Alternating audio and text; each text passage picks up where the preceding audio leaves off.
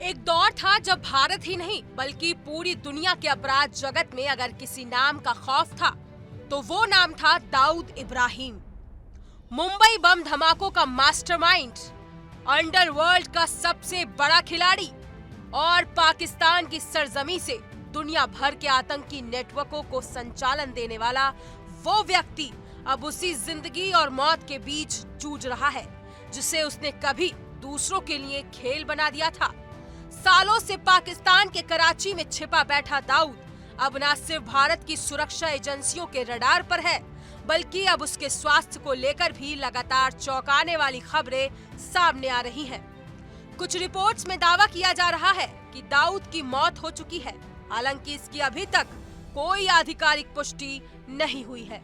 लेकिन खुफिया सूत्रों और पाकिस्तानी मीडिया में आई रिपोर्ट्स के मुताबिक दाऊद इस वक्त कई गंभीर बीमारियों से जूझ रहा है और उसकी हालत बेहद नाजुक है।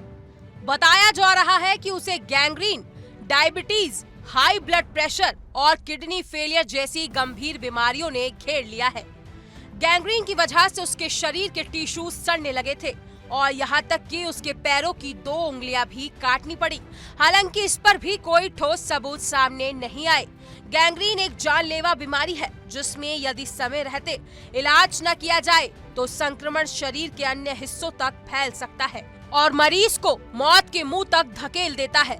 इसी के साथ डायबिटीज और हाई ब्लड प्रेशर ने उसकी शारीरिक हालत को और भी ज्यादा बिगाड़ दिया है, जिसके कारण अब उसकी किडनी भी पूरी तरह से काम नहीं कर रही है और संभावना है कि उसे नियमित डायलिसिस की जरूरत पड़ रही हो। दाऊद इब्राहिम, जो कभी दुनिया के सबसे खतरनाक गैंगस्टरों की सूची में शुमार था, अब कराची के कथित हाई सिक्योरिटी अस्पताल में आईएसआई की निगरानी में इलाज करवा रहा है, जहां बाहरी दुनिया से उसका कोई सीधा संपर्क नहीं है।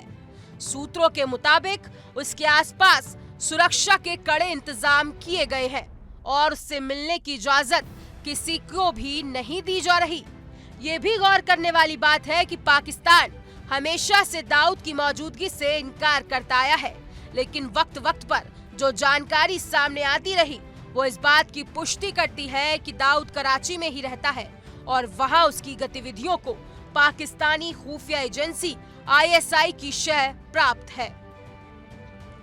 दाऊद की बिगड़ती हालत के पीछे और बड़ी वजह सामने आई है और वो है उसका मानसिक तनाव और डिप्रेशन, जो कथित तौर पर उसके इकलौते बेटे मोइन इब्राहिम से जुड़ा है।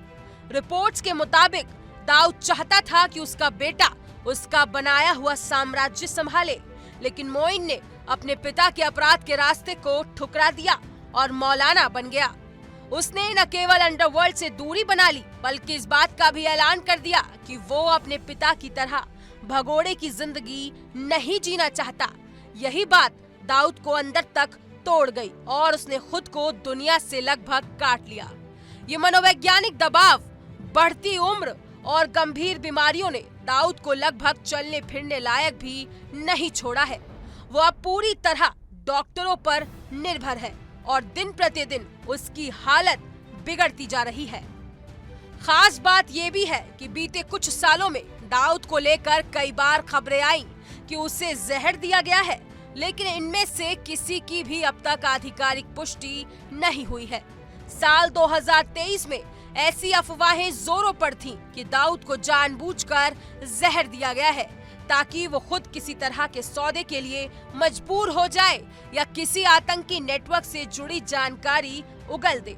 ये भी संभावना जताई गई कि आईएसआई अब दाऊद को बोझ मानने लगी है क्योंकि उसकी तबीयत लगातार गिरती जा रही है और उससे अब कोई उपयोग नहीं उठाया जा सकता।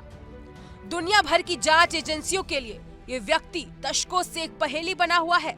अमेरिका से लेकर भारत तक हर बड़ी एजेंसी के पास दाऊद के खिलाफ रेड कॉर्नर नोटिस है, लेकिन पाकिस्तान की खुली शह और उसे ज्यादा मिल रही सरकारी पनाह के कारण आज तक कोई उस तक पहुंच नहीं पाया। लेकिन अब दाऊद का शरीर धीरे धीरे जवाब दे रहा है। ये वही इंसान है जिसने 1993 में मुंबई को दहला दिया था। सैकड़ों निर्दोष लोगों की जान चली गई थी और भारत की धरती पर खून का सबसे बड़ा खेल खेला था। आज वही दाऊद बीमारियों से जूझता अकेलापन सहता और गुमनामी की ओर बढ़ता दिख रहा है। अब सवाल यह है कि क्या दाऊद इब्राहिम का अंत उसी पाकिस्तान की धरती पर होगा जिसने दशकों तक उसे शरण दी? क्या भारत को उसके अपराधों का न्याय कभी मिलेगा, या फिर ये गैंगस्टर बीमारी और अफवाहों की ओट में हमेशा के लिए इतिहास बन जाएगा? वक्त इन सभी सवालों का जवाब जरूर देगा, लेकिन फिलहाल इतना तय है कि अंडरवर्ल्ड के इस डॉन की कहानी अब अंतिम अध्याय में पहुंच चुकी है। फिलहाल इस खबर में इतना ही। अपनी राय कमेंट सेक्शन में जरूर बताएं और ऐसी ही तमाम हर बड़ी अपडेट के लिए इंडिया डेली को सब्सक्राइब करना ना भूलें।